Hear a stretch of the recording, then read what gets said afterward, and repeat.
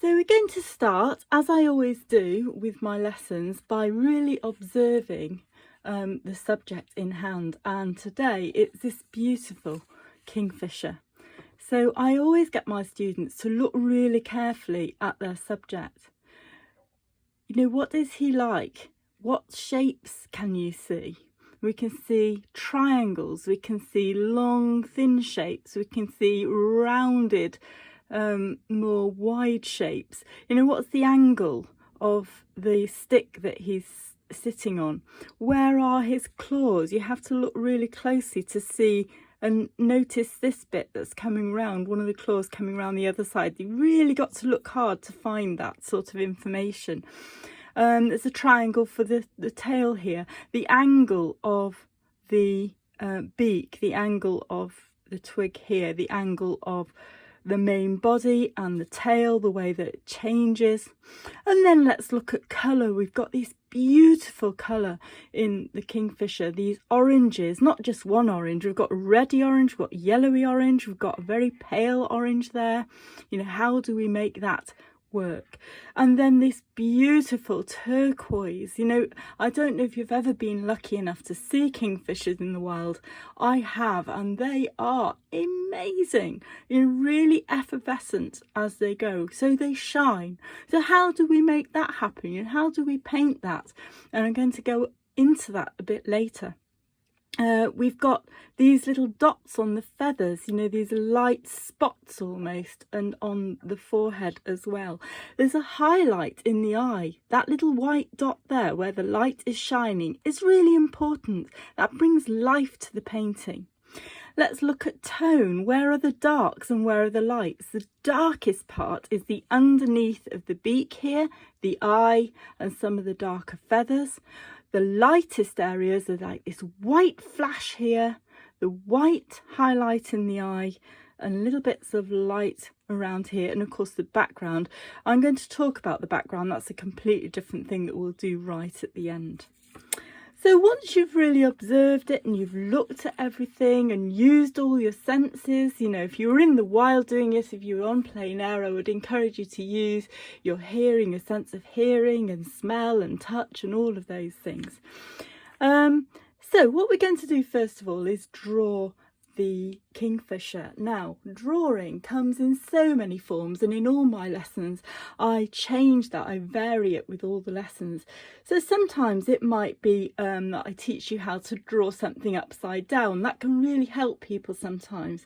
Sometimes it'll be a line drawing, sometimes a tonal drawing. Sometimes we might focus on the negative spaces. Sometimes it's contour drawing or even blind contour drawing. Lots and lots of different ways to draw a subject.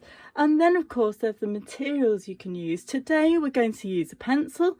I've got this one, which is a 4B, which is right in the middle. It's neither too soft nor too hard. But you know, I encourage my students to use pen, water soluble pen or permanent pen, sometimes a thick pen, sometimes a thin one, pencil, charcoal, pastel, you know, all sorts of different possibilities. All these things help us with our drawing and then ultimately with our painting. So let's get started. First of all, a bit of measurement here. So I'm just going to focus in a bit on him. So if we look, get this straight, you can see that the beak is at this angle, yeah? The main body is at this angle. The tail is then at that angle. It's a little bit, it's quite subtle, but it is a different angle. And then the branch is at that angle. All of these things help. Then measuring wise, let's see. If we use the pencil to help us, sorry about that noise. If we look at the beak, that's how long the beak is. You know, if I measure it roughly with the pencil to where my finger goes. Now, if I then measure this, it's about the same. Yeah, the head at that angle is the same length as the beak. That can really help to get the proportions right. Now let's see how long his body is. So again, I'm going to use the beak measurement, the top side of the beak, and just roughly measure going down the angle of the main part of the bird. So it goes in once, twice, 3 times if I go right down to the bottom of his tail. Again, that really helps with the proportions. Now, if I then go with that beak again, and just look how wide the body is kind of in the middle. It's about the same here, look, that's exactly the same. But if I go a bit further down, it's a little bit wider than that, so I need to add on a bit. All of these things, as I say, can really help you to work out the proportions of the bird. So, home out again, and we'll start drawing.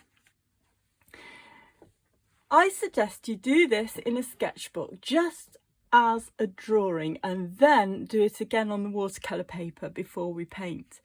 So I would start by putting the angle of the bird in, so the body is at that angle, and then just draw a line. This is just a line to start with, yeah? Then look at the shape of the head and the angle that we've got. It goes like that.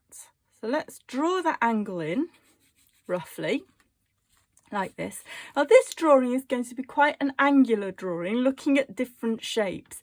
So that bit there goes down at that angle. Yeah, so I'm drawing it just as straight lines almost. Then I'm going to draw the beak.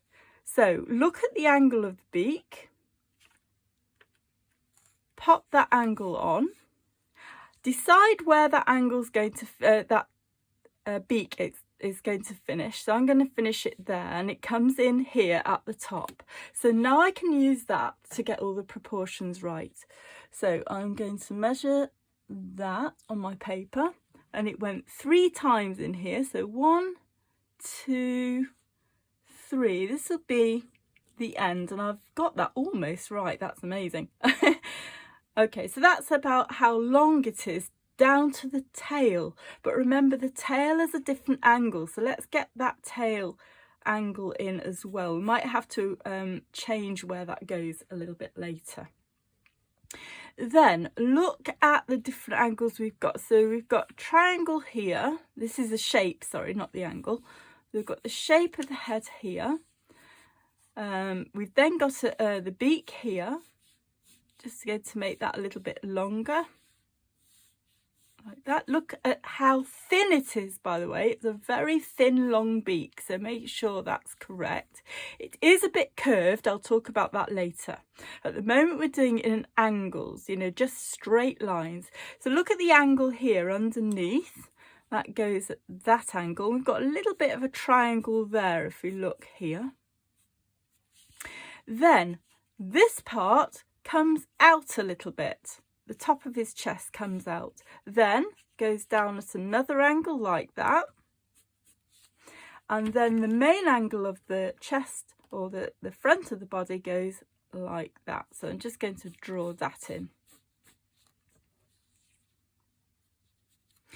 Where does the branch come in comparison to the rest of it? If we look at the branch here, it goes beyond the end of the head, so it's about here. So if I do a straight line with the pencil like that, I know that this is where, roughly where that branch starts, and it's a bit of a circle there where his head is, where his feet come over. Yeah, so just position that, thinking about the tail. The angle here for the rest of the body is at that angle. And then we've got the tail, so I'm quite happy with where I've got this. Remember, that's the end because we measured it, and the tail again is a bit of a triangle. So draw that triangle on. There's an extra one coming out here, and that's the tail. Yep. Then go back to here. We've got the top of the head here. It's got little tufts like that, again kind of triangles. Then it comes out at an angle. Now remember, the beak was the same distance here, so let's just look at the length of the beak there and the length here. So it's about here. That's roughly about right, so I'm quite happy with that. It's got a bit of a tuft coming off and a few, very messy Kingfisher here. That's why I chose it. I loved all this messiness. It helps us to have a free painting, really. And then, how long was the beak compared to the middle of the body? Remember, it came to here, then we needed to add a bit. So let's measure again to there plus a bit. So about there is about right. Look at the angles again and the shapes. It's slightly tricky because you've got these feathers, so let's look at them as a series of shapes using straight lines like that, and that's where the body comes in. Again, we've got an angle like that, and then it comes in here, and the wing comes out a little bit. Now the wing comes up at that angle, and then it comes round like this, and this turquoise bit coming in here. Yeah, so let's go back to the branch. This should be roughly about there, I would say, compared to this. And then look at the angle of the branch. It comes down at that angle, so draw that in. And of course the other side, like that. Then we can put his feet in. So his claws are coming round the edge of the end of the branch like that. Oh, the pencil's broken. I'm going to go to this one to save having to stop the video. And round like that. Then the other claw here starts a little way down. Look at that. Look at the distance between the body and where that starts. It's about here. There's a little bit of a knobble there, and then it comes round. Remember, try and keep to the straight lines. Just one way of drawing, thinking of shapes. So that's in like that. Then up, this is very important, the eye of a bird. Now, if you know your birds, you will know that the position of the eye is different in every bird. Where is it with a kingfisher? Well, let's just put these patterns in first. So we've got that turquoise pattern there. Then we've got this turquoise bit coming round almost horizontally there. Got the white feather bit there, the flash in there. And then this orange bit comes up like that. And that can really help us to work out where the eye is going. We've got this flash of orange and white there as well. So the eye is here. Now, although we've done straight lines for everything else, I am going to draw a circle for the eye. But that's about the right position. Yeah. Then a little dot for the highlight in the eye. So it's very angular at the moment. So that's very, very straight, but the whole idea of this lesson is that this helps you to focus on the length of it, the proportions and the shapes that are involved, and that is all I'm going to do at the moment. What I want you to then do is put that onto watercolour paper. Once you feel comfortable and confident, put it onto watercolour paper.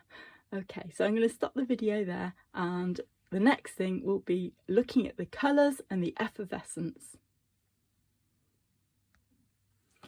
So we're now going to be looking at colours and colour mixing, and also adding iridescence to the paint. So I've got a lot of colours here because there are lots of different options. Not everybody has certain colours, so I'm going to give you alternatives for how to mix them. I've got warm red, cadmium red. You might have another one, you might have vermilion or something, but something on the warm side.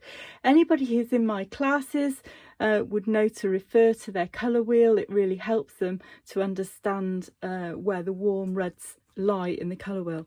Then we've got two oranges here. I've got transparent orange and cadmium orange. They're a little bit different in the way that they work. Any oranges that you've got, pre-mixed oranges, get them out. They're a perfect time to use them, but I would still add in reds and yellows to the oranges. So we still need some warm yellows. So I've got cadmium yellow here. I've got quinacridone gold, which is a lovely rich yellowy colour, any warm yellow that you've got. Then Viridian, which is a wild green colour, not terribly natural colour, but a brilliant mixer and really good for mixing turquoise if you haven't got turquoise. If you have got turquoise, then get it out. Fantastic. There are lots of different turquoises out there. This is the SAA version. Obviously these are all the SAA paints, and I love this colour. Tropical Phthalo Blue is a great mixer. If you haven't got turquoise but you have got this colour, any phthalo blue would be perfect. You know, a dark phthalo or tropical phthalo like this, brilliant. Prussian blue is really useful because it's a dark blue, and when we mix that with some of these reds and oranges, we can get these very dark colours here and the brown of the branch. Lemon is useful if you haven't got turquoise. I'm going to show you how to mix it with Viridian or Tropical Phthalo Blue, or even a little bit of Prussian blue if you haven't got those, to make a really lovely turquoise. And then these are really exciting. So this is a Pearl SAA watercolour paint, and I love it, and it's brilliant for this. Okay, we've also got iridescent medium here, and I've also got some acrylic ink in shimmering gold, which you could use that or anything that shimmers really that's a light colour. I'm using a number 6 brush. That's really useful. So what you need to do is put all of those in the palette, and then we're ready to do the mixing. Now I'm just going to put these to the side. I've already got mine in the palette, and let's have a little go at just looking at the colours that we've got. You know, if you've got oranges, get them out. This is cadmium orange. I'm using SAA practice watercolour paper. I do suggest you do it on watercolour paper and then put these in the sketchbook. This is what I do with my students. They have a sketchbook and I encourage them to write notes at every stage and put them in the sketchbook. So this is cadmium orange. So you'd write cadmium orange underneath. I've got shorthand here, cadmium orange, and then add some water to see what it looks like when it's lighter. Then compare that to the transparent orange. It looks similar to start with, but when you add the water, you get that feel of transparency, and it really is a lovely colour. So again, I would leave let's just write transparent orange there. You know, write what you've got. Now if you haven't got these, don't worry, use a warm yellow. So I'm going to use cadmium yellow here. This is cadmium yellow. I'm then going to add a dot, and I mean a dot, you know, not too much, you don't need a lot of the red. Cadmium red, like that, just dot it in, mix it on the paper, do this, and you've got orange. Yeah, obviously the more yellow you put in, the more yellow it's going to be. The more red you put in, the more reddy colour it's going to be. And then write cadmium yellow plus cadmium red. It might be that you've got other warm reds and warm yellows to use. Anything that's a warm yellow or red will make a great orange. Then let's look at the turquoisey colours here. Oh no, before that, let's just mix this. So we've got, I'm going to use cadmium orange and show you that even though we've got the orange pre-mixed, I wouldn't just stick at that orange, because when you look at the picture, we've got so many different oranges in there. We've got reddy orange, we've got yellowy orange, we've got a light, almost like a peachy colour there, and very light. So this is the cadmium orange. If I then add cadmium yellow, I can make it more orangey. If you haven't got orange, then start with your mix that you've made here. And then do the same again. So I'm going to put cadmium orange here. But this time I'm going to add the cadmium red to make it more of an orangey, a reddy colour. More of a reddy orange. That's probably gone a little bit over the top, so a bit more orange in there to make it more of a reddy orange. There we go. And then again, write notes. So this is cadmium orange plus cadmium yellow, and this is cadmium orange plus cadmium red. And this helps me to remember what I've done, you know, using the colours. So let's get on to the turquoises. If you haven't got turquoise from the essay, well, look at this. You might be tempted. It's gorgeous. So this is turquoise. If I then add water, look at that. So vibrant, absolutely gorgeous. But you might not have that. You might have tropical phthalo blue.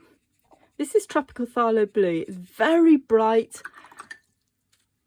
strong blue. So anything with phthalo in would be good. As you can see, it's not turquoise enough for this. But if I then add some lemon to it, this is lemon yellow. Oh, look at that gorgeous green. Too green, so add some more tropical phthalo blue to it. Keep going until you're happy with the colour. More blue, obviously the more blue you put in, the more bluey turquoise you're going to get. And that's just fabulous, isn't it? So that's turquoise there. And this is tropical phthalo blue plus lemon to different degrees. As I say, more blue than the yellow. Then another way of doing it, if you haven't got that, is to use Viridian. So Viridian is a very strong, vibrant green. Phthalo green is also a good colour, which is similar. Add some water so you see the kind of colour you get. You can see it's kind of a very bluey green. So that's what we've got, a greeny blue. That's what turquoise is. Now, if you've got Prussian blue, most people have Prussian blue. If you add that, you can just make it a little bit bluer. And again, we get these lovely turquoisey colours. So I encourage all my students to write underneath Viridian plus Prussian blue. And that will give us some lovely turquoises. Now, if you have got turquoise, then maybe you would start with the turquoise, but it's like the oranges. I wouldn't stick at just the turquoise. When we look closely, we can see all sorts of different colours in there. We've got more of a greeny turquoise here. It's a dark blue one there. It's a very light one there. And, you know, more green here. So there's lots of variance within that turquoise. So turquoise here, I'm now going to add a little bit of lemon to it and see what happens. And look, I get really vibrant limey green, beautiful. Yeah, so some kingfishers do have this lime colour coming through, but just play with it so that you understand the colours you've got. So this is turquoise plus lemon. If you haven't got turquoise in the first place, start with one of these mixes and then add the lemon to make it brighter like this. And then I'm just going to do one more experiment. So we've got turquoise here. And to make it more dark or darker blue, I'm going to add some Prussian blue, but you could try using your phthalo blue if you've got that, or, you know, anything like that. That's very strong now where I've put the Prussian blue, so I'm just going to put a little bit more of the turquoise in there and keep going until you've got the colours that you're after. Really, it's looking very like that tropical phthalo blue. So turquoise plus tropical phthalo blue. The more experimenting we do, the better, really. Now, how do we make the brown of the branch, the black of the feathers, the brown of the beak? Yes, you could reach for a brown that you've already got, a ready-made colour, absolutely. But we're going to use these colours today to just stick with these colours and make that brown. So if we get the cadmium orange, remember you can mix that with these colours. Put the orange on first. Like that. I'm going to add a little bit more red to it to make it stronger. So this is cadmium red as well. And then I'm going to get the turquoise and put that through the middle. And look at that. Get a really lovely kind of greeny brown at this stage, almost like raw umber. If you want to make it redder, then add more red and we get more of a burnt umber colour coming through. Can you see that? I'm going to bring this closer so you can see the colours that I'm producing. So it's more of a raw umber there and a burnt umber there that we've made by mixing the orange and the red and the turquoise. Now if you haven't got that, you might prefer to just use the blue. So let's get orange again. More water required. I am using it very strongly, by the way. There's hardly any water in this. You don't need too much water, and then you can get a really nice strong colour. So I've got the orange here. I'm now going to add a bit more red. It's the same as this one, but this time I'm going to add Prussian blue. And look at that very dark colour that I can make, almost black. The more blue I put in, obviously the more black and grey it becomes. I'm now going to add some cadmium red straight into that. And look, I get very rich brown. You really play with the colours. The more you play, the easier it gets. Not too much water if you want it to be really dark. And so on. Now, some people find this really hard at the beginning when they haven't done much mixing before.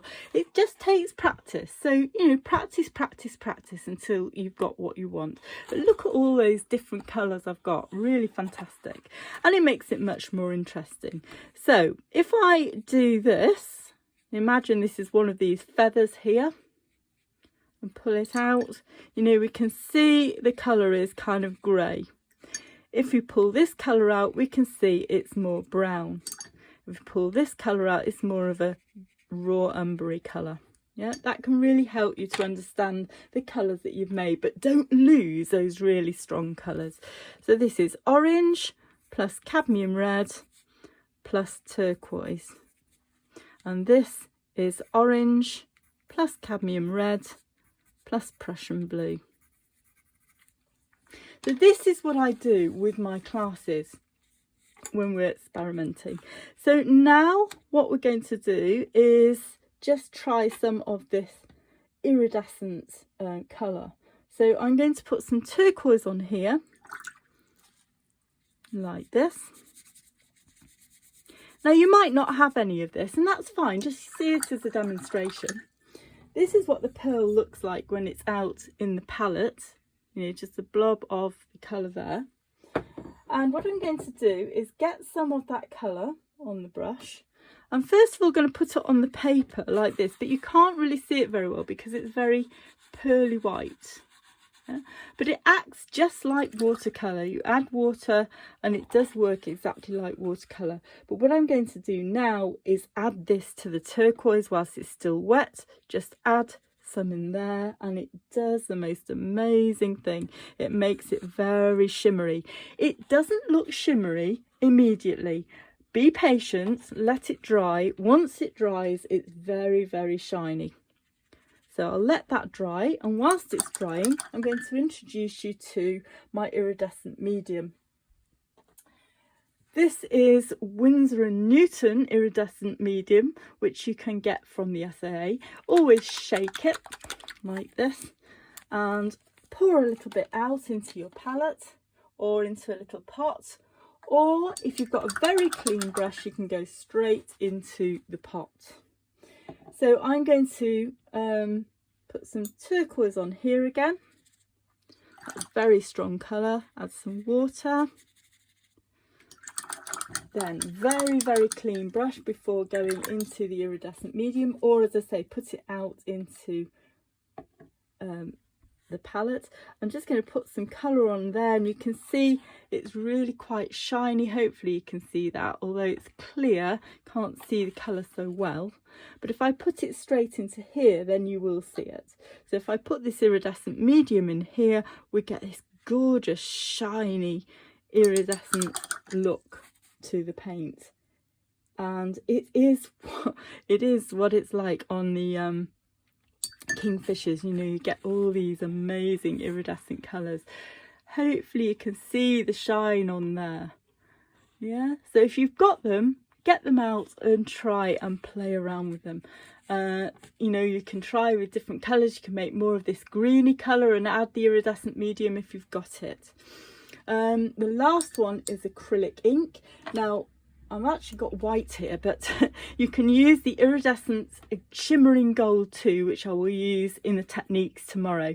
But this is white ink, and this is great for putting into the colour too. You can also use white gouache to make the dots. So if I get some turquoise here and just put the turquoise on here, and then add some ink, we can get some really light colours. Again, you can use gouache, as I say, and we'll also do something similar, but it's quite interesting with what happens there. So more about that and the techniques in the next part. So I hope you've enjoyed that. As I say, the more you do, the better you will be acquainted to all the colours that you've got. I'll see you next time. So we've observed the bird, we've drawn the bird, we've looked at all the colours that we're going to use and the colour mixing, and now I'm going to show you the techniques. This is how I would do my lessons. So we do all of these different things before we actually get to the painting. And again, I'm doing it on SAA practice paper. I suggest you do it onto the paper because watercolour paper, it works very differently. Unless you do it straight into your sketchbook, it won't work quite the same. So I would do it onto the watercolour paper and then make your notes, stick it in the sketchbook next to everything else, and it's really useful. So first of all, we're going to look at these spots on the bird, you know, how to get these going, these little dots on here. I've got various ways that we can do that. So I'm going to start with the turquoise, and I'm just going to put a little bit of the turquoise on here. I'm going to add a little bit of lemon just to vary the colour a bit, so a bit more green in some places. It's quite wet, this colour. And then I'm going to add a little bit of Prussian blue just to remind you that we're changing the colours a bit and the tones. So if you use more of the Prussian blue, it will be darker in some places. And then I'm going to use the white ink that I talked about yesterday. Now, if you've got white ink, you need to just really shake it like this. You can use white gouache in the same way. So I'm just putting some of this out in a palette. Don't put it in your watercolour palette because it does dry hard, acrylic ink. Then get that little bit of white ink. Wait till this has dried a little bit. So I don't want it to completely dry, but if I do it when it's damp, but we get these lovely soft dots. Play with it. See when that time is right. Yeah, so this is for the dots on the head or the feathers, and if it spreads out a little bit too much, then wait, let it dry a little bit more before putting them on. Now we're going to do the same again, but this time I'm going to use the shimmering gold that I talked about. So this is shimmering gold in acrylic inks. You can see the shimmer at the bottom. It's very important to shake these inks because the sediment goes to the bottom with these lighter colours. So I'm giving it a good shake before you pour it out, otherwise it can be a little bit disappointing. Then turquoise. Remember to vary the colour a little bit, so I'm going to put a little bit of yellow in there. Clean the brush each time. Bit of Prussian blue, make it darker. Yeah, just to vary the colour. Let it dry off a little bit before putting the ink on. And whilst it's drying a bit, I'll just show you from yesterday. You can see, oh sorry, from the last bit, you can see the shine from the pearl paint and the iridescent medium there. Hopefully you can see that shine. Once it's dry, it shines a lot more. So that's now damp rather than, you know, it's not wet and it's not dry, it's damp. So I'm now going to put the iridescent gold ink this one, or shimmering green actually, sorry, I beg your pardon, it's shimmering green, shimmering gold, any of those sort of colours, pearl, you know, any of those. So I'm just going to dot that in, and this time we get the light colour, but we also get a bit of a shimmer just by dotting that on. Again, it needs to dry before you'll really see the shine in there, but it's rather nice. If you've got it, try it. If you haven't got it, just see this as a demonstration. Okay, so the other thing is using white gouache. You can do something very similar to that with white gouache, or even Chinese white paint. But I'm going to show you the pearl paint next. So I've got the turquoise again. It's the same process. Turquoise, clean the brush, bit of lemon. Oh, that's very bright. A lot of lemon. Bit more turquoise. Let that dry off a little bit before we do this.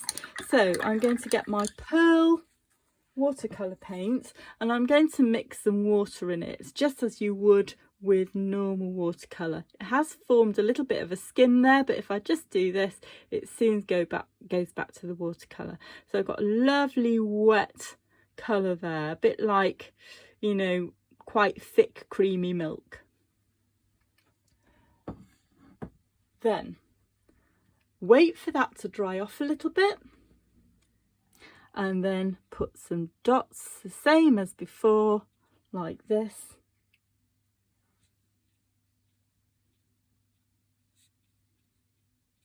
Into the paint. So again, it has this really lovely shine to it because it's that pearl paint. So it's just quite a fun way of doing those dots.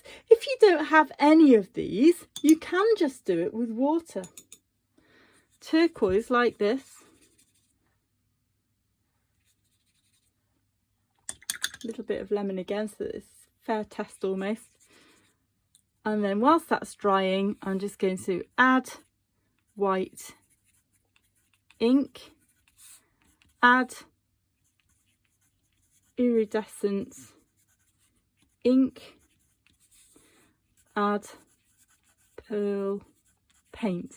And you might have more, you might have other materials that you've got that you want to experiment with. Now that just needs to dry a little bit more, but you can just add the water. I'll just wait for that to dry, and whilst it's drying, just show you how we can add the iridescent ink to this colour, because we didn't do this with the colouring, the colour mixing. Let's just try that shimmering green in there and see what happens. Look, beautiful the way that it's just doing that wet and wet there. Look, fantastic. And the more you put in, the stronger it gets, so it gives you a really lovely shimmer. Again, once it's dry, it's brighter. I'm going to let this dry a bit more before putting the water, so let's look at some other techniques. Pulling out is a great technique for the feathers here. You see these little bits of feather coming out on the tufts here and around here. So how do we do that? Well, this is where either a barbecue stick or a ruling pen, this is an SAA ruling pen, really useful for this sort of thing, anything sharp, even a toothpick would do. Get some colour, so I'm going to use some turquoise like this. I'm going to add in a little bit of darker colour here, so I'm using my Prussian blue. I'm going to add in a little bit of red. You could pre-mix this colour or do it straight onto the paper like that. Now it's really important for this technique to work that the colour is nice and wet, so I'm just adding a bit more water to it, letting it really bleed, and then get your barbecue stick. I'm just going to focus in on this so you can see what I'm doing. I'm going to pull this colour out like that for the tufts, like that. Or, as I say, a ruling pen also does something similar. So you can, it's really good for reeds, you know, and grasses and that sort of thing, but it's also great for feathers. So just practice that technique. and write yourself a note. That's what you've done. So pulling out wet colour.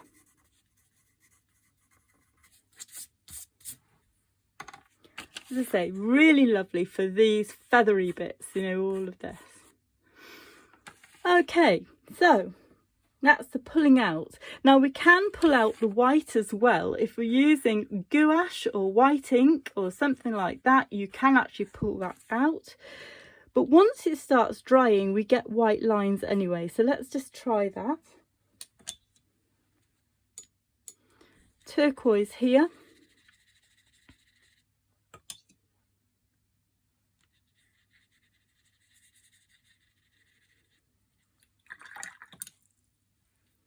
Now that's quite wet at the moment. It's going to make it a little bit darker by using Prussian blue and tropical phthalo blue in there.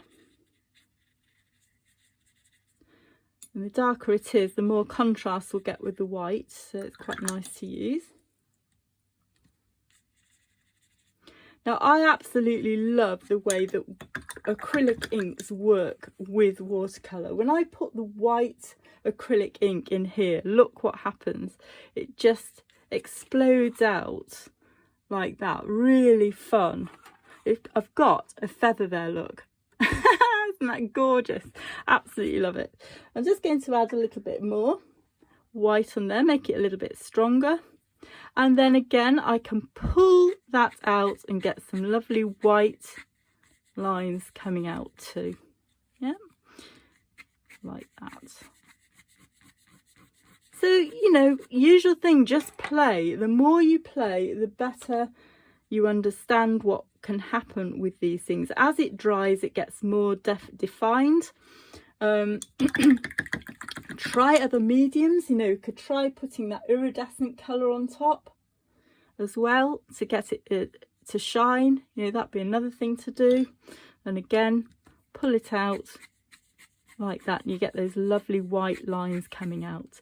It's quite a free way of painting, but really good fun. So again, add ink, add white ink into wet paint and pull out. If I bring that even closer, you'll be able to see what's happening there. Isn't it beautiful? That's just so lovely. Right, so going back to this is now fairly dry. So what I'm going to do is put some dots of water. This is just clean water now with the brush. Get rid of the excess like this, look, so it's not too much. And then just put some dots on, some dots of white like this. And then get a dry paper towel and just press that over the top. And look, you get the white. So this is the lifting off technique.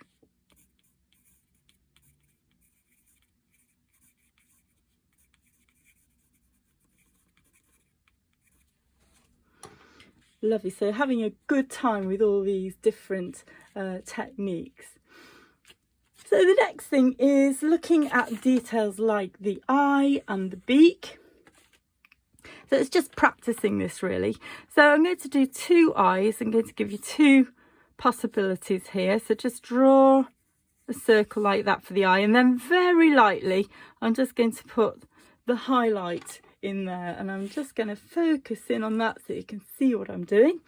Now for an eye like that, which is obviously a lot smaller part of the painting, I would use a detailer brush. Now this is a number 1 detailer brush, small detailer. I love these new brushes from the SAA. They're fantastic. They've got a 0, they've got a 00, which is very fine indeed, a 1 and a 2. And they're all fantastic. So what I'm going to do is mix my dark colour. So remember, we used Prussian blue and cadmium red. So here's Prussian blue, or you might use turquoise. But the key to it is to use it very strongly, so hardly any water. Mix it in the palette like this. Some people find this very tricky to start with. If you just do what I suggest and, you know, really go with it, even if it goes against the grain, you'll make it work. So lots of nice strong red on the brush and add it to the Prussian blue. And once you've got that, you will have almost black there. Yeah. So that colour now, I'm going to use that to paint the eye. Now the first one, I'm going to paint around the white highlight, leaving the white of the paper for the highlight, and then very carefully painting round. So the detailer allows you to do that real detail in there. So again, as I was saying before, you know, this is how I do my classes. So we've done lots of techniques in this session, and they're very important and they're really useful resource. You know, if you want to do another bird, you can look back and see how you did it. So that's one way. Another way is to just completely go over the highlight with that dark colour. So hardly any water. You need enough water to let that colour glide, you know, to actually paint it. If it's too dry, you won't be able to paint with it, but not, and you know, if you use too much water, it will go really light, and you want to have that really strong dark colour. So it's important to have not too much water. Let that dry completely, and then we can highlight it with white ink dot. We could use a white pen. You could mask a little dot before you actually paint it. There's lots and lots of different ways of adding a highlight, but that's just two of them. So we need to go back to that in a bit. But before we do that, let's look at the beak. So I'm just going to draw the beak.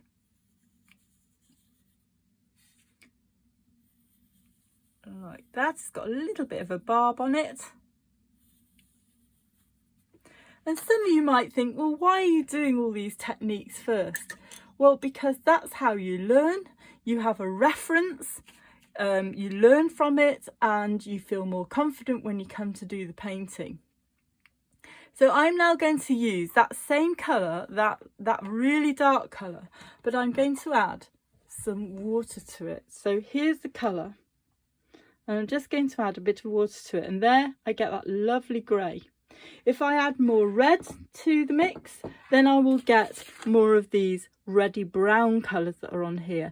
Notice the beak is very dark underneath, but it's quite lighter, much lighter tone above the top, and you can see this kind of orangey streak through it. So it's about really looking, and I'm just going to move this up so that you can see what I'm doing. I'll have this here so you can focus. You know, have it really close so that you can see what you're doing. So I'm using this lighter colour here, even more water required actually. So the more water you put on, obviously the lighter that tone will be. So I'm using that black, but it's now grey because it's got water in it, and it's much lighter in tone, which is what we want for the top of the beak. Even lighter than that probably. So I'm just going to add a little bit more water. And all the colour is doing a bit of a wet in wet at the moment. So whilst it's wet, I'm just going to put that flash of orange in, like that, and then let that dry. There's a bit of orange down here as well, through the middle. Now, I want that to be quite a sharp edge, so I'm just going to wait for that to dry a little bit before I do that. Whilst it's drying, I can just look at this twig here and just paint that on. So I'm now going to use a mixture, the brown mixture. So go back to your reference. This is where this is really useful. How did I make that brown? Oh yes, I used the orange and the turquoise. I like that colour. I think that's right, so that's what I'm going to use. That's why these are really important, really useful to have in your sketchbook. So I'm going to mix that in the palette now. I've got my orange, and I'm just mixing some turquoise in there, and I've got this lovely colour. And I'm going to draw the branch on like that. And I'm going to use that really quite dark colour here.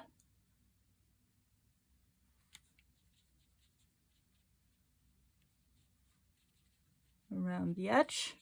And it's really quite orange around here, as you can see on the picture. Hopefully this is, yes, you can see. So put a little bit more of the orange in there, and it's much lighter, so again we need more water around that edge. This is quite light as well, so more water. If you want it to be more orange, add a little bit more orange whilst it's still wet. Lovely dots in there, really nice wetting wet happening there. And now I'm going to add some Prussian blue to the wet paint, and that will make it even darker. Like that. So what we've got is a hard edge on this side where it's straight across the dry paper. We've got a very definite line, but we've got soft edge inside where it's wet and wet. I'm going to add a little bit of cadmium red in there as well, and that just makes it really interesting. So we've got all these different colours coming out. So we've made brown, but we've got really interesting colours. And notice how I've left a bit of the white of the paper shining through, maybe a little bit too much there. I'm just going to do that, add some water and let that bleed into nothingness. Yep. So there we have it. That's the branch.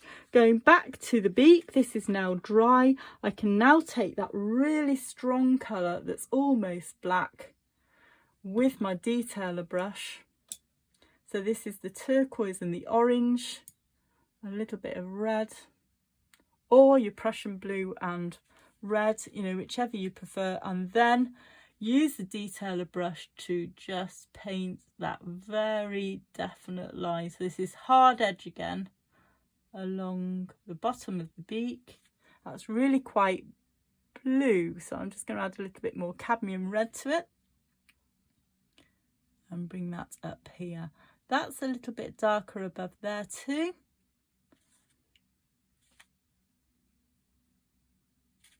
And then add some water to let that bleed a little bit, to do a bit more of a wetting wet thing.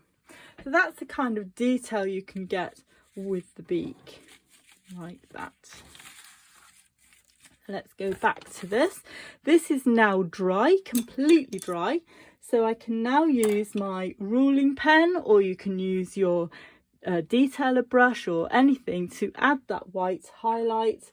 I'm using the white ink, but you can use a pen, you can use, you know, white gouache or anything like that to make that little highlight there. And then again, I would write notes as to what you've done. So leave paper white, add ink or whatever it is you've used, and then here lighter tones, darker tones, hard edge, soft edge, and the same with your branch. So I think that's all the techniques that I wanted to show you, is pulling out the colours and that sort of thing. Or there was one more, yes, the splatter technique. A lot of you know this now. I call it splatters and I think Denise calls it splatters. Ali is absolutely adamant it's a spatter, which is really quite funny. I hadn't heard that before.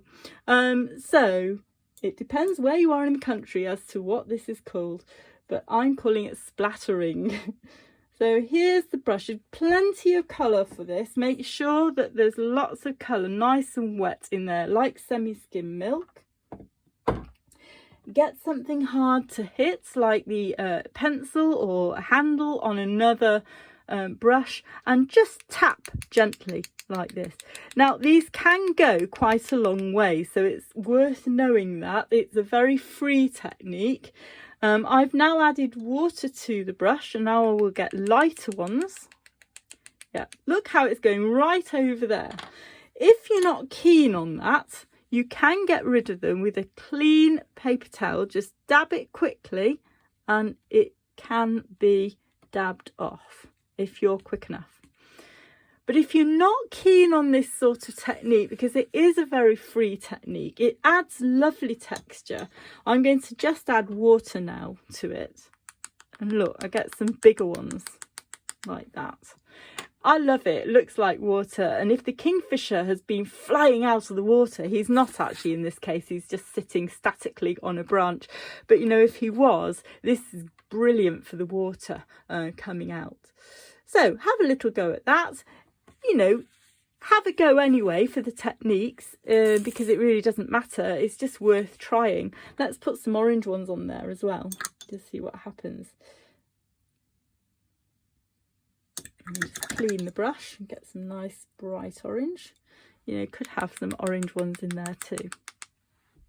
Again, if it goes too far, just dab them off. As long as you're quick enough, you can get rid of them like that. Okay, so that's all the techniques that I want to show you. The next thing is putting it all together. So you do need to have ready your drawing onto watercolour paper. I've used Saunders Waterford paper here because it's absolutely gorgeous paper to work on, but you can choose anything you want. This is a knot surface. Okay, so the next thing is to put it all together. So we're now ready to put it all together. We've done the drawing. You can see it there. It's a little bit light, but hopefully you can see that clear enough. We've done the techniques, we've done the colours, and now we're going to put it all together. Now I'm going to start with the beak and the eye. It doesn't mean you have to, it's just that's where I'm going to start. So remember, these are really useful, these techniques, you know, go back to them. I'm not going to use all of them, just going to use some of my favourites. But you might not have everything that I've shown you. You might have one thing and not another. So use the things that work best for you. So I'm going to use that really dark colour, watered down. I'm just going to talk you through painting this whole painting. So I'm just going to start with the top of the beak. I've already got it drawn out, so it's easy to know where to go with it. Nice and light because it's the top of the beak. So this light grey colour.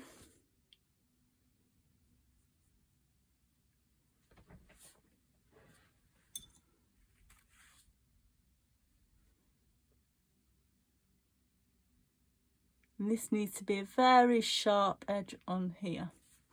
The beak goes into the body a little bit. You keep looking at the photograph, that really helps you to know where it's going. I want this to dry a little bit before I put the bottom of the beak on. Notice I'm using the detailer. And then that little bit of orange that we want in there, you know, that little bit of orange, you remember doing that in practice.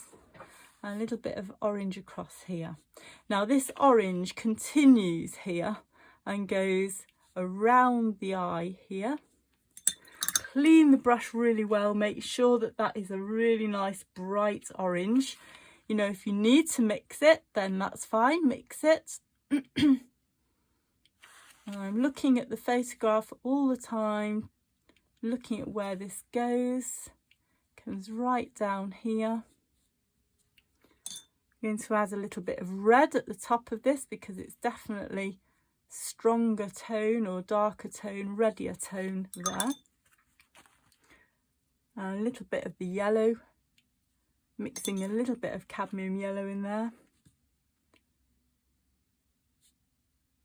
to make it lighter. This is wet and wet working here. I've got that white coming through there, so I need to do that in a minute. I'll go back to that. So this is orange, it's slightly yellow at the top as I can see, so I'm putting some cadmium yellow in there. That is white, so I need to leave that. And then we go to the turquoise. I'm swapping over to my number 6 brush now. I'm going to start with some turquoise, bring that up here.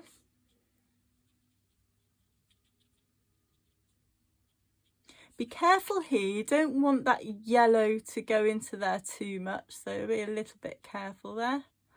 I'm now going to add some lemon to make that a little bit brighter, a little bit greener along the top. I'm going to make this very wet, and I'm going to use my barbecue sticks. This is really quite wet paint. I've added some water on there, and I'm now going to pull that out with the barbecue stick to get those tufts. A little bit more water on there to make that even lighter. And again, you know, ruling pen or a barbecue stick, you know, they all do the job. A little bit grey in there, so I'm just going to add a little bit of red to the tufts.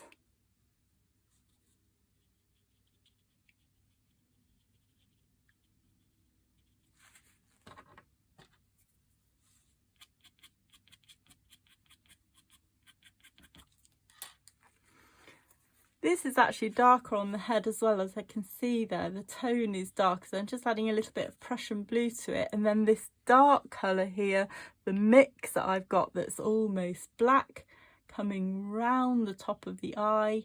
And I'm letting it bleed. This is still wet, so I'm letting that bleed in there to get that lovely freeness to the paint. Leave a white line around the eye. And notice how I'm leaving a little bit of white paper coming through. I just love that with watercolour. I just feel you get a really nice look then. Now I'm going to be fairly quick with this. I'm just going to put some orange around here because I want to use the white ink. Now you might use that or you might not. It's up to you entirely. Completely clean the brush. Just need a bit more of this white ink out in my palette. And then I'm going to put that white ink in there, and I just love what happens with the ink. Look at that, let it go. Fabulous. And it's just having a really nice effect there. This turquoise, oh, let's go back to this, right, just do this a bit to help those feathers come out.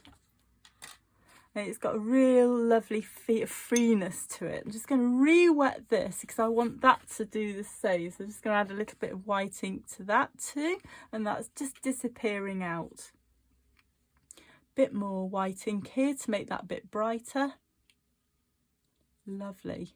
Love the effects you get with ink. Now I'm going to go over this and re-wet it with a bit of water because it's now dried. And it's a bit too dry for me to have this lovely effect that I've got here in these techniques. So go back to it. Which one are you going to use? You decide. So I'm going to use the ink, the iridescent ink, and a bit of white as well. So I've just got a little bit of white in here. Just put a few white dots on there.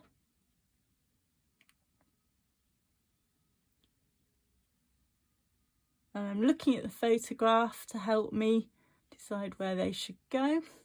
And then clean the brush, and I'm going to get some pearl and go with the pearl paint over the top of those white dots to make that a bit shiny.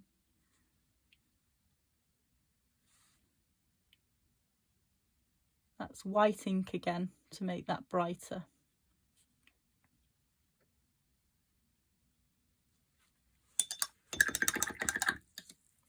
Cleaning the brush there, that's the noise I'm making. Okay, so now I'm going to go back to the beak because this is now dry. I'm going to do the eye as well. So cadmium red and Prussian blue. Making that really dark colour.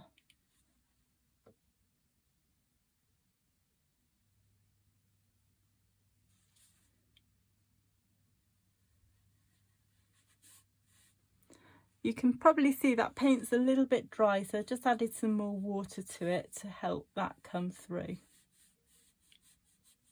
I actually really like that dry brush effect that I'm getting at the bottom, or at the top rather. So more water here to make that a very definite line. hard edge, remember that's called. And then we have this lovely softer edge here going into there.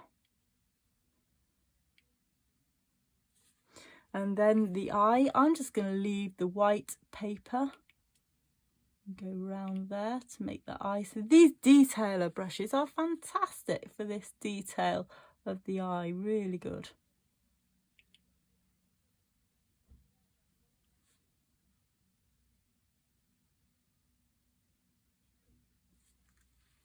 And then it's very dark along here. You know, keep looking at the photograph, quite dark around the eye, all the way up to the eye there. Can't really see where it joins, and a few little dots in there. I want that to be browner, so I'm going to add a little bit more red and yellow to it, or orange rather. So keep looking at the practice bit, you know, the techniques to and the colour mixing, so that you remember how you made that. Like that. And then we've got some brown around here as well. Lovely, that's working beautifully. So come down here, I'm going to get some more turquoise.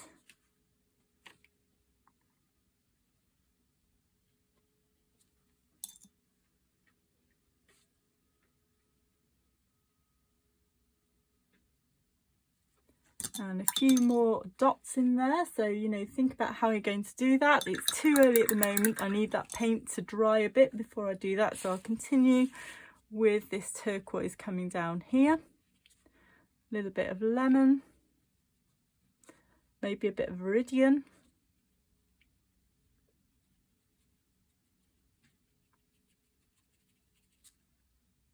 Some of the dark colour in there. So that's wet in wet coming over like that. This is quite brown around here, so I'm adding more of the brown colour that I've mixed. And then there's a flash of white here again, so just a bit, oh my goodness, look at that, that's a big flash of white. If that happens though, don't panic, you know, it's interesting, and this is quite a free painting, so it really doesn't matter that much. I love what's happened there, and it's almost by accident. So I'm now going to start the chest, going down the chest here, so I'm using the orange here.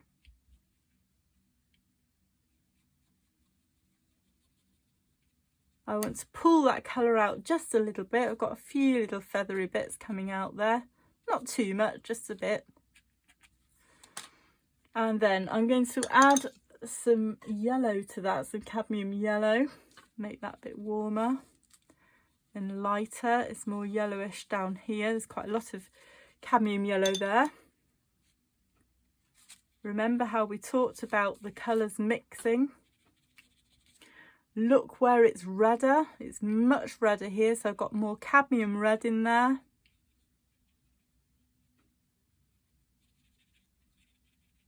Notice the bits of white that I'm leaving.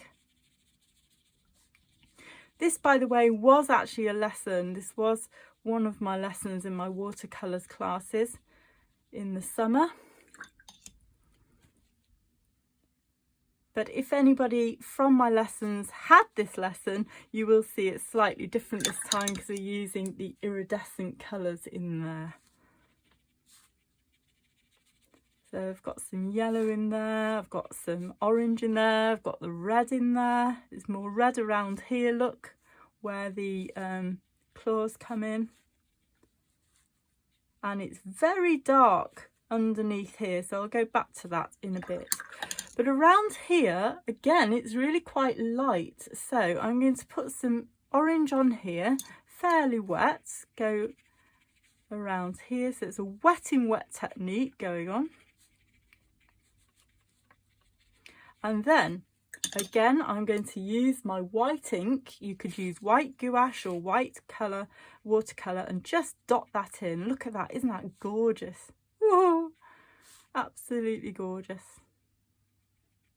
And it gives some really nice effects. Right, so back to the feathery bits.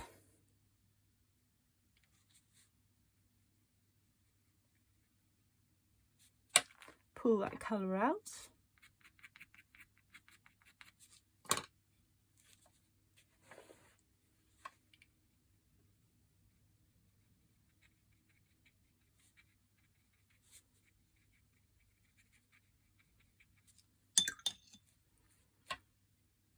Bit more of the lemon to make that a bit greener. It seems to be quite green around here. If you look at the picture, see that kind of greeniness coming in there.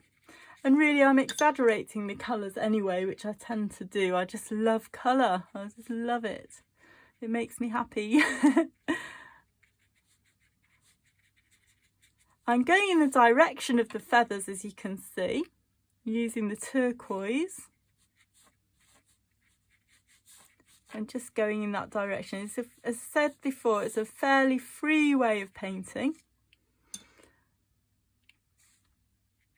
Oh yes, that's better, a bit stronger colour. The back here is quite dark, so I need that kind of black colour again. And that's doing a lovely wetting wet thing there with the turquoise. And then we've got this feather coming down here, the end of the wing. Again, need these really almost black feathers here. Again, I can pull that out with a ruling pen or barbecue stick. A feather coming out like that and another one coming out like that.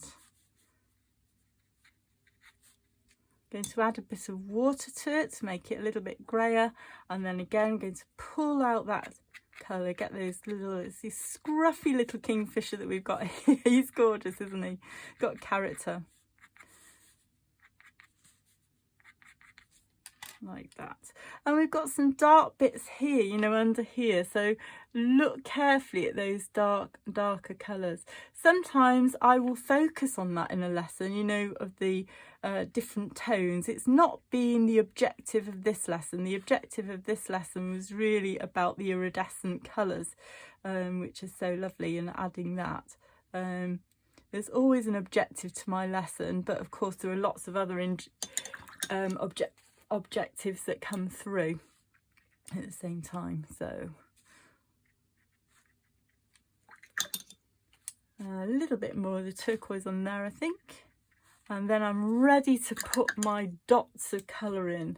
Need that to be a bit stronger, I think. So I'm now going to put some dots of white, and then we're going to go over it this time with the iridescent medium.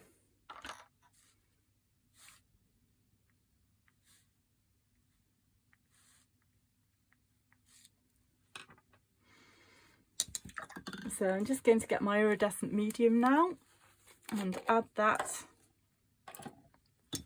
to the feathers to get that really lovely shine to the paint. So I'm just going to add this over the top of the dry paint because that works really well. There's another way of doing it. You can put it into wet paint or you can put it over the dry paint, and I'm just going to add it to these dots here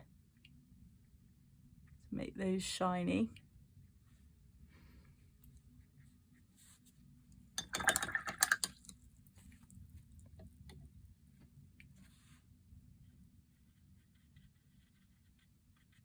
So this doesn't probably show at the moment, but it will do later. I will, you know, hold it up for you to show you the shimmer. So this is the iridescent medium that I'm using, but you might prefer to use the pearl paint, or, you know, there are so many different ways as I showed you with the techniques. So we'll come back to that in a bit. Going to carry on with the orange down here.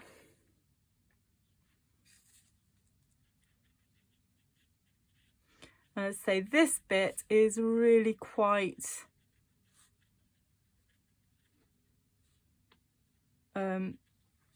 dark under here, so I'm just going to use a bit of red. I'm going to add a little bit of the Prussian blue in there to make that darker shadow in there.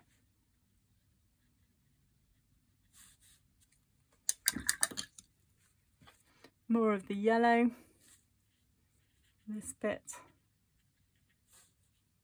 and that brown.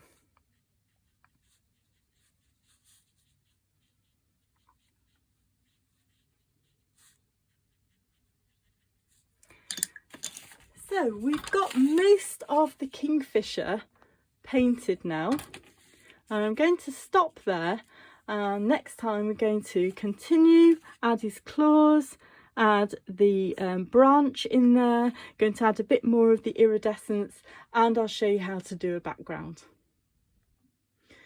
So we're on the final section now. I'm just going to finish off painting this beautiful Kingfisher and putting the twig in and the background. So let's first of all look at the branch that he's sitting on. And remember, go back to the practice pieces. We can see here how we've done the branch, and that can really help you, remind you what to do. So I'm just going to get a little bit of the brown colour, but really quite light, and place that in there. I'm going round where his feet are. I'm going to add some water to make that lighter still.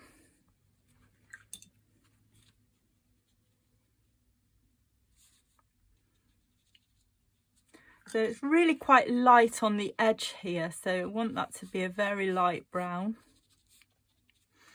And then you can put more of that colour a little bit darker as it comes down, quite wet in wet, fairly loose. I'm going to make a stronger colour now. I'm just going to mix up a bit more with the Prussian blue and add that in. So I've now got a darker colour. If you're not sure, go back to the colour mixing and just check which colour you want to use and how you made it. This is why I get my students to do all of this, these techniques and the colours, so that you can go back and do it again anytime you want and check it. Really good reference. I want this to just kind of disappear into nothingness, so I'm just adding water now and letting that just disappear. And then I'm going to use some Prussian blue along here to make that really dark. So I'm just dotting that in. It's still wet, so it's working really nicely with that wet in wet. I want a little bit of the orange coming through, which I did in practice because I can see quite a lot of orange in there. I'm just dotting that in. Don't want to make it too dark because I want the claws to show up. Now, the claws would be a bad idea right now because this paint is wet, so I'll go back to that. Just wanted to talk about these dots. I felt that I put that white ink in when it was just a little bit too wet, so I want to get a bit of it back. So I'm just going to go over this with the turquoise watercolour and put a little bit of the darker colour in there in places. So I'm just going over it a little bit. The iridescent medium is still showing through, and I will bring this up closer to the camera so that you can see that. I'm defining those dots just a little bit more. I just felt they were a little bit too big, and it's also giving that extra bit of tone in there. Now, I just think also this needs to be a bit further out, just needs a bit stronger there. So I'm just making a strong colour, nice dark colour. Just going to make that a little bit more rounded here. This needs to be a bit stronger in colour too. So now we're just working on the details really. This is definitely darker there. Add a bit of water and that will do a wet and wet thing even though it's dried over the top of that colour. I'm just going to use a little bit of turquoise in there actually to make that darker still. And some more water. And look how that makes that branch stand out now because of the tonal values in there.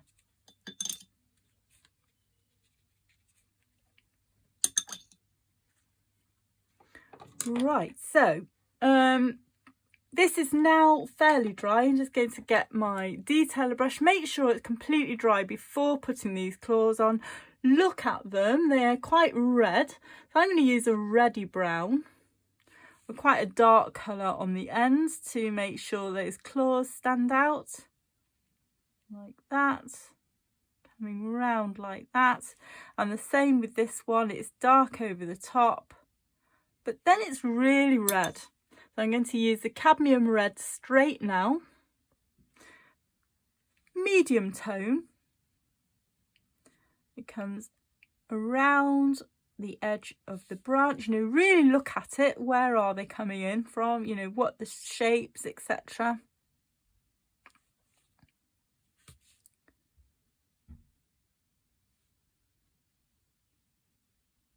And then it's dark again, so I need that little blob of dark paint there coming through. And this is very, very dark behind here, this claw here, just coming from behind the branch.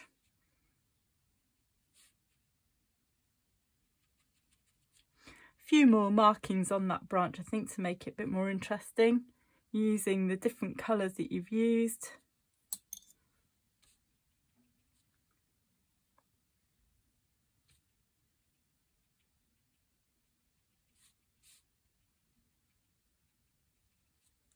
But I don't want to put too much detail because this is a fairly loose painting. That's the idea of it.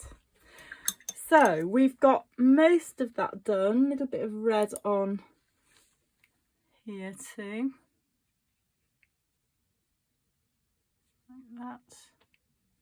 And I want these feathers to go over the branch. So I'm going to re-wet that, add some more colour. So I've got orange again on there. Add some water to make it nice and wet, a little bit of red maybe in that bit, and then use either the barbecue stick or this, you know, ruling pen, just to make that kind of the feathers going over the top of the branch. It just finishes it off nicely. Right, now some of you will be really happy with it as it is and think, yep, that's it, I don't need any more. Some of you will want to add a background and won't know how to. So I'm just going to show you that. This is quite a kind of neutral browny colour behind there. Well, I'm not going to use that, and I think it would, you know, I don't think that colour works for me anyway. I prefer a brighter colour. So what I'm going to do is actually give some movement behind here using that splattering technique that I showed you. It's not for everyone, not everyone will like this, so don't feel you have to do it. But what I'm going to do is add some water with a wash brush. I'm going to add a bit of water around here. I'm not going to move the colour too much, I'm just going to pull it out. Can you see how the colour, just because it's already dried a bit, it's not moving completely, it's just giving you a nice kind of free look to it.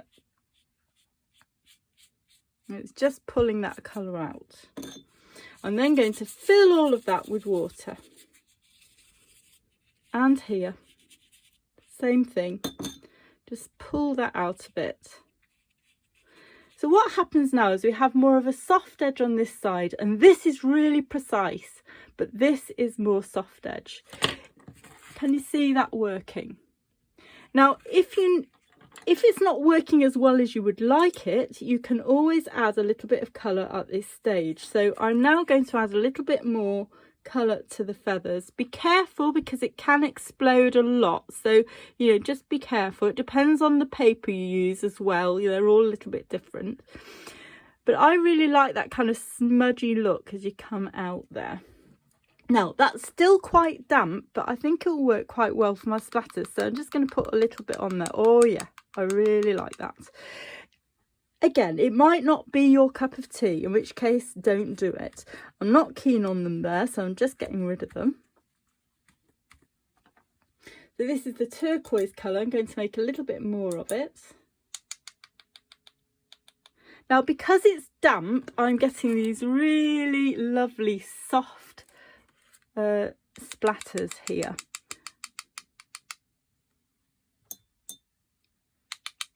don't want them everywhere, just going to have a few around there. Going to have a few little orange ones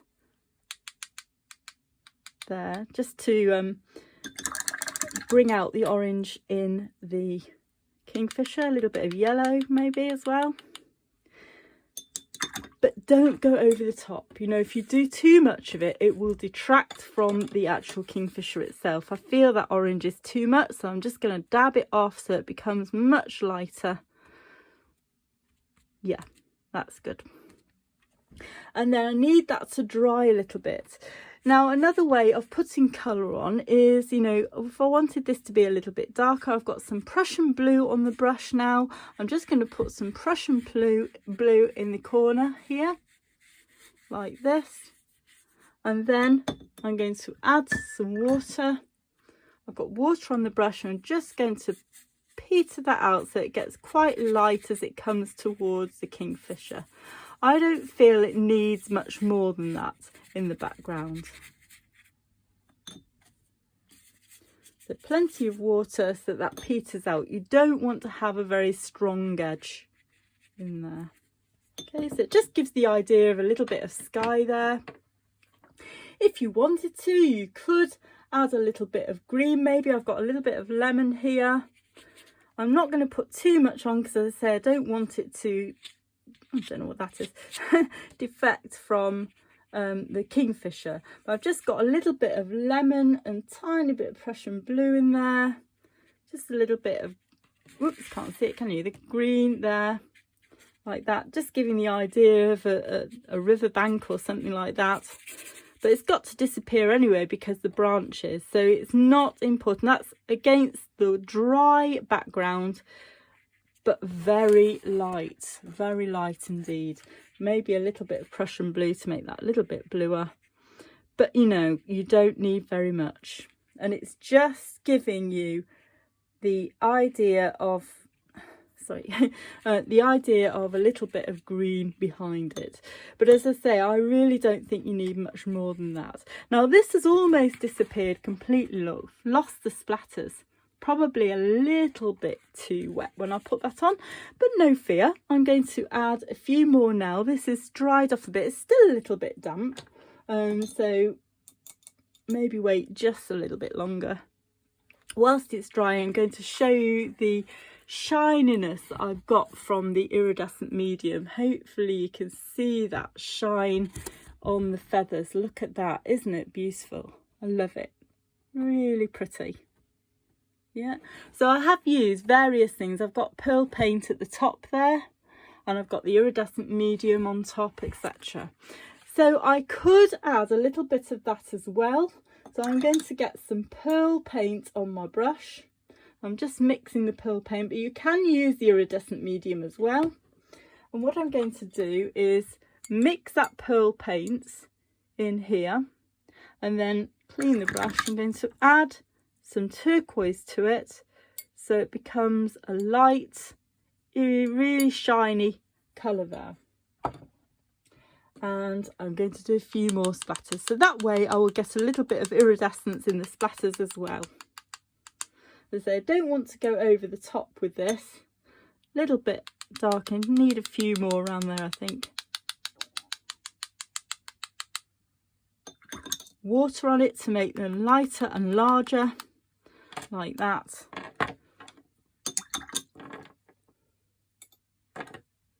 And a little bit of orange as well. Oh my, look at that. So get rid of those. Occupational hazard when you are splattering. Got a few splatters here, can get rid of those because it's dry. So I hope you've enjoyed that. As you can see, I've taken you through how I would do a lesson. All my lessons are come in sets of lessons. We've got beginners lessons for watercolours and acrylics, crash courses. That's for 6 weeks. I've got 10 lessons of watercolours and acrylics. I've now got an alcoholic inks course going. You can see all of it on my website, or you can email me at ali@alisart.com. alisart.co.uk, or just Google me, Ali's Art, and you'll find all that information. I go through lots of different topics, so I cover everything. Flowers, trees, landscapes, still life, seascapes, waves, portraits, buildings, you name it. And my students sometimes ask if we can do something, and I always fit it into the programme. So they're all by video, and you can watch them anytime and as many times as you like. So I do hope some of you will join me. I know some of you do already, and that's lovely. And I hope you've enjoyed this demonstration of a kingfisher. Thanks for watching.